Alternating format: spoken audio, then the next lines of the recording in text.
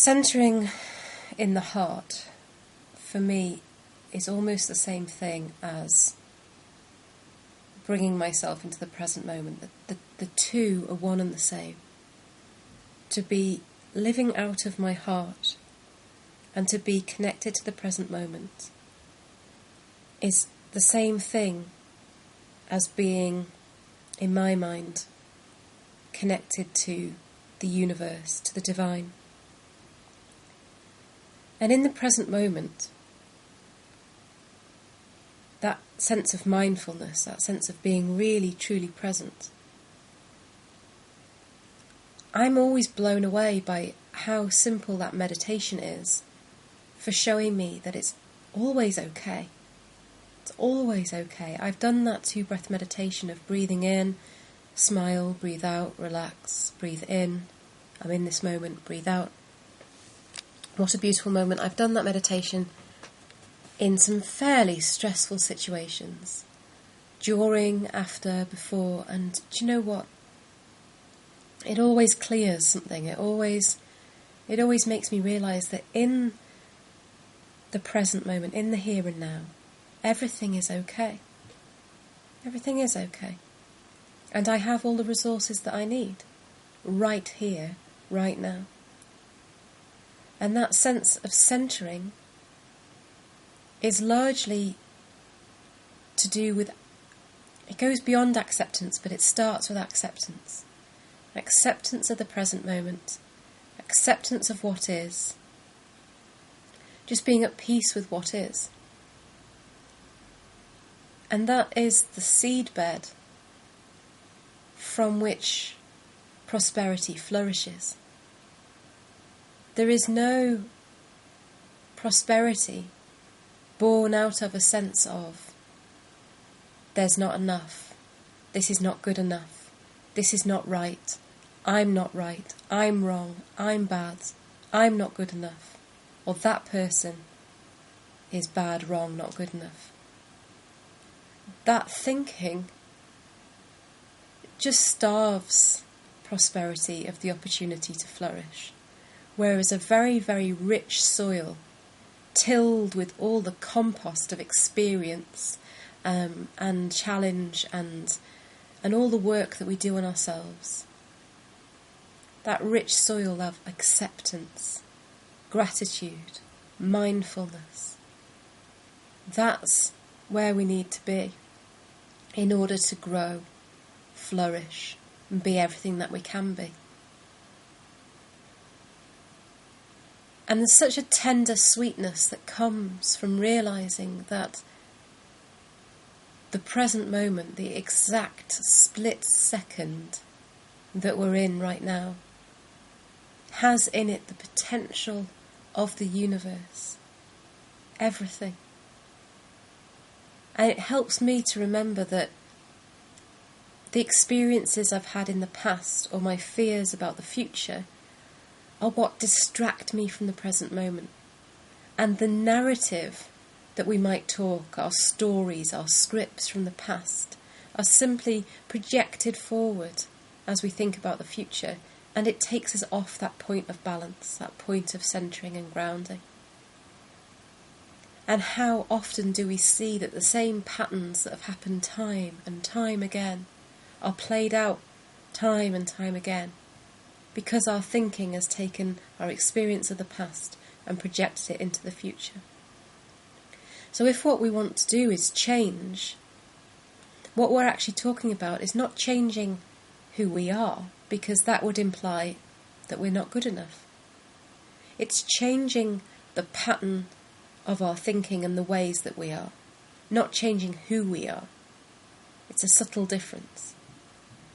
Because I do feel quite often discouraged in myself when I think, oh, this life isn't the way I want it to be. And I think I must be doing something wrong if I'm not getting what I want. If what I'm essentially praying for, although forgive me, universe, for being so demanding, but if what I'm praying for doesn't manifest, I must have done something wrong. And again, I'm straight into that thinking of, I'm not good enough, and this isn't good enough, and I don't have, it's not working. Whereas the reality is that if I'm present and connected, all my needs are met. All my needs are met. And the more challenging a situation is externally, the greater the invitation into that centre. It's a bit like, I see the image in my mind of two Tai Chi masters working in pairs, and the yin and yang of the energy as they bring their energy towards each other, how they bend and flex and allow their centre to hold them as they flow with life, as they flow with it. They don't oppose, nor do they flee. They're very centred. A very beautiful image for me, anyway.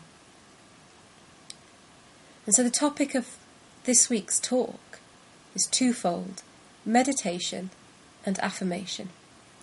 And I feel that whatever universal wisdom is guiding these sessions gave us that mindfulness meditation to start off with, because I personally have explored, I know that there's as many types of meditation as there are people on the planet, but I've really gone to town. I've explored many, many, many types of meditation.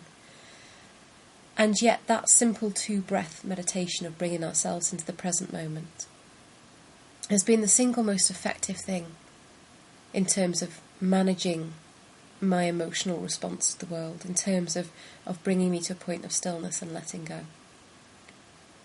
And so, rather than spend time prescribing a particular method of meditation, I'd rather just say that any type of meditation does the job. I would define meditation, although many people might define it differently, I would define meditation as bringing the mind into a place, first of all, of focus, and then beyond the focus into stillness. And we can use anything as a point of focus. So when people talk about meditating on something, I think what they really mean is contemplating or focusing. But it could be a flame of a candle, it could be a mantra, it could be the word of a holy text, it could be anything that means anything to us. A flower. Just breathing, centering, focusing allows the mind, first of all, to still, because we're thinking about that mantra, we're thinking about that flame. And over time and with practice, eventually the mind lets go of even the object of the concentration, and we just become released from thought. And I know from experience of teaching meditation how frustrated people can get, banging their head against the wall going, I can't meditate, my mind drives me mad, the monkey mind is out to get me, it's killing me, I can't stop it, it's freaking me out. And what I say to people, if they're in that space, is to say, meditation isn't necessarily about the mind going completely quiet. I mean, obviously, yes, great masters of meditation achieve these long periods of thoughtlessness. But as I've talked about in the previous sessions, it's putting the perspective between yourself and the thought so that you become aware of being the witness to that thought rather than identifying with the thought itself. So the witnessing, the perspective comes from stepping into the higher self and saying it's okay. That thought just is. That emotion just is. I am not my thoughts. I am not my emotions. Over time, it becomes easier and easier to still the mind. And then I say this hand on heart, after years of meditating, there are days when the mind goes mad. And actually, I sometimes wonder if the more I meditate, the more it feels like I relapse into insanity when the mind does go mad. But the important thing is to know that that's not real. None of it's real. None of those thoughts, none of those craziness is real. So meditation is a vital tool to still the mind. And when we're talking about prosperity, and we've mentioned about how being in the present moment, being aware of what we've got, being grateful for what we've got, knowing that we are enough, knowing that we've got enough, being the beginning of it, it's from that place that we can start to bring prosperity, health, wealth, happiness into our everyday existence. Part of that is by acknowledging where it already exists, but part of that is strengthening our mental response to the world so that we are choosing to see, choosing to affirm, and choosing to connect to the good that is out there. And I like to think of, I'm quite an image-driven person, so I have this image of all the creative potential that sits in the imaginary plane, anything that we can vision or dream, anything that we want to bring into manifestation. It's there like a great reservoir of water. And what's blocking it is this great big plug, like a naturally occurring dam of many, many twigs and logs and bits of bush and rubbish. There's this great big dam across this river of water, and it's creating this reservoir behind it. And that block, that dam of all the crazy thoughts is the mind. So occasionally trickles of water or streams of water will work its way through the debris and will appear out the other side as a manifestation of what we want. Occasionally.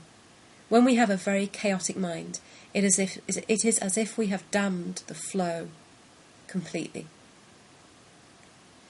And what happens when we meditate, what happens when we create space, the sacredness of space in our lives, is that debris doesn't clag and clog the flow of the water. So streams start to open up, that there's no resistance in the mind. As the mind is still, all that dammed up potential can start to flow. And that's such a beautiful thing to happen. What happens then if we decide there's a project over there, a water mill, right? That water mill is my actual dream. I want to create that water mill. And we're going to need not just any old water, we're going to need a channel of water to actually power that mill. So when we use our thoughts to put in place a channel, we can power our dreams, that we can siphon off that flow of energy and channel it. And I don't know if I said it on the recording last week or whether it was in the class, but that I'd listened to the teacher at Satsang talking about how the power of the mind, when you dam something and then you open a floodgate, and the power that comes through when you open a floodgate, that's the discipline. That's the discipline of a positive mental attitude. And that's what I'm thinking. That first of all, we clear away the clag that is the mental plane, and then it's lovely, the flow passes through it. But if we actually want to create something specific, we need to channel it. And that's where affirmations come in. That's where being very clear about what it is we want to manifest starts to really put power behind the channel of that water as it comes through. I like working in metaphor. I don't know if it works for everybody. But I remember we were talking last week about observing the resistance that comes up when we start to dream our dreams, when we start to tune into what gives me joy, what gives me bliss, what lights me up, where is my soul alive. If we were to take that as an indicator of what the Divine's will is for us, we can start to formulate vision. And we talked about how hard that can be. That's not as simple as just daydreaming, because sometimes you just can't access that vision, you can't access that dream, and it's a very depressing state to be in. And the remedy for that is to just observe within everyday life what makes us, what lifts us, what makes us feel good, where is the little bits of joy, little bits of bliss, just observing. So we were going to go away last week and observe if A, we could pick out what our bliss and joy states were, so that would perhaps be an indicator of our divine purpose. but also to observe what reactions come up to it without identifying too much with it. Now, I don't know if, well, I'm going to confess it. I think as I'm doing these classes, I'm learning more than I've ever learned about this process, of which I have plenty of experience and knowledge, but as I'm teaching, I'm finding that an awful lot of stuff is coming up. So I've had a week of amazingly powerful stuff coming up, almost like the storms that have been hitting Britain has been a metaphor of the rising emotion and stuff that's come to meet me as I've done this work. I've been in a lot of fear and anger. I've found that I've been in a lot of resentment against where I've come from, my ancestry. I'm resentful of the poverty background that I was born into, and resentful of my family. I feel like they're resisting my growth and progress. So I'm blaming them. I'm putting myself, I can own that. I am giving them my power and saying, you're holding me back. Yeah, or my ancestry, my history is holding me back. I've also had thoughts rise in me, very strong thoughts, that I'm completely wrong about prosperity being a spiritual thing, and that I actually might be missing the mark entirely. So I've been very much, the mind has been quite consumed with, am I doing the right thing? Is this the right thing? Is this working? So fear, anger, feeling held back, not being good enough, not getting it right. These were the things that my ego sent to challenge me as I started to think about my dreams and visions. And it was such a wonderful thing to observe that. Oh, look at that. Wow, it's like standing on the cliff top and watching the waves break against the cliff. Whoa, look at that emotion. Oh, crikey. In fact, I probably haven't been as aware of my anger ever as I have been this week. And thank God I have the awareness to see that it's not me. And I actually did constructive things with it. I went to a shamanic evening on Thursday and had a gong bath and did some ecstatic dancing and had a good scream in the park on the way home, and enjoyed it. You know, for me, when I do release anger, it always comes with laughter. You know, I let it out and laugh. I'm not letting it out at an individual. It's just, wow, the power, the passion, the energy. God, that frisson of real excitement comes through me when I channel it constructively, not obviously when I let it out on some poor unsuspecting individual. But I'm going to move on to talking about affirmations. And one of the things that I find that a lot of affirmations that are out there do is that quite often they can create conflict with the ego. So an affirmation that says, you know, say you are 5 stone overweight and you create an affirmation, I am thin and healthy. You create a direct, I'm using that as an example, you know, you're creating a direct conflict with the ego that just goes, I just look in the mirror. Do you know what I mean? Just have a look at the reality of the situation. Same thing, I suppose, with money. If you're going to affirm over and over and over again, I have got so much money, it's not true. I've got all the money in the world. I am materially rich. And yet the circumstances of your life somehow don't relate to that. Then you set yourself in conflict with the ego. So the design of affirmations that are most productive to me, they need to be personal. They need to be working with the fears that are arising within an individual, because there's no point prescribing an affirmation if somebody else's ego has got an argument against it. The ego, essentially, is that voice within us that keeps us safe. The ego is not a bad thing. It often gets used as synonymous for like the little devil inside us or whatever. But actually the ego is simply the mechanism within us that keeps us safe. It's what asks us to look both ways before we cross the road and not to eat raw chicken and make sure that our basic needs are met. And it is that part of us perhaps that would keep us small, because small can be safe. But it's important, I feel, not to write it off.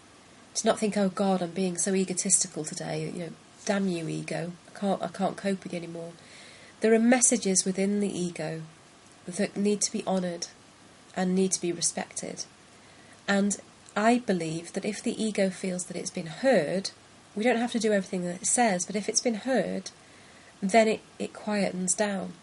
A little bit like a persistent child that won't leave you alone until you listen to it, and then it feels heard, and then it's okay.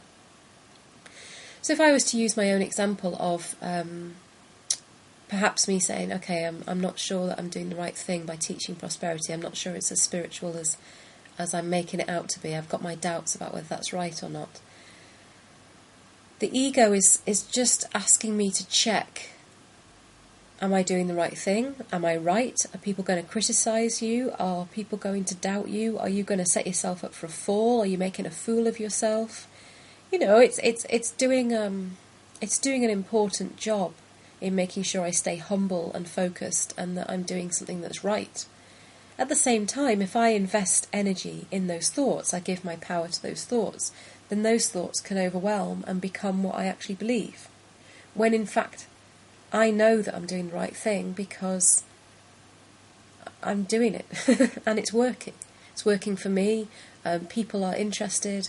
I've got people signing up for the next lot of classes. There's energy to it. There's flow to it. I know that it's happening. So what is my ego telling me that I need to learn? And I just need to learn that when I'm working with my truth, it's in alignment to my own integrity.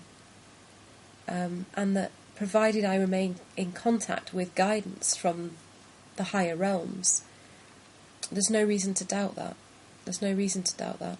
And whereas I might fear that other people doubt me, actually, it's my own self-doubt that I am seeing reflected externally. And I feel that a really healthy really healthy affirmation is one that has growth within it. That's really important. That a really healthy affirmation has growth within it. That you're going from somewhere to somewhere. And one of the queens of affirmation is Louise L. Hay, and she was one of these people who introduced into common lexicon, every day in every way I'm growing stronger. Every day in every way things are getting better and better for me.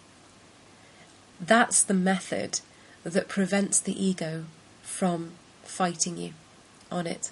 Because if you're saying it's a work in progress, I am progressing, I am evolving, I'm going somewhere, not that I am this and my world is that, but allows increase and expansion and growth, that's a really strong meditation, really strong affirmation.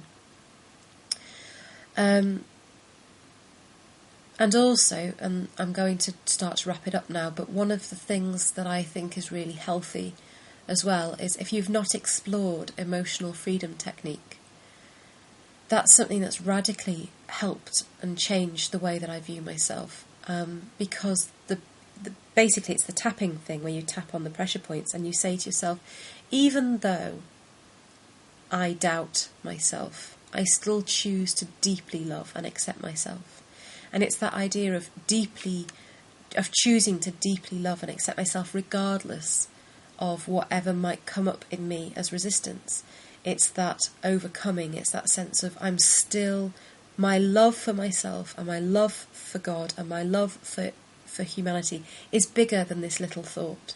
So even though that thought is there, it's okay, I still choose to deeply love and accept myself. So the craft of putting a really good affirmation together begins with understanding what our own personal resistances are, learning the lesson that resistance is offering, and then affirming that is in time, day by day, one day at a time, that is improving, that is growing, that is strengthening.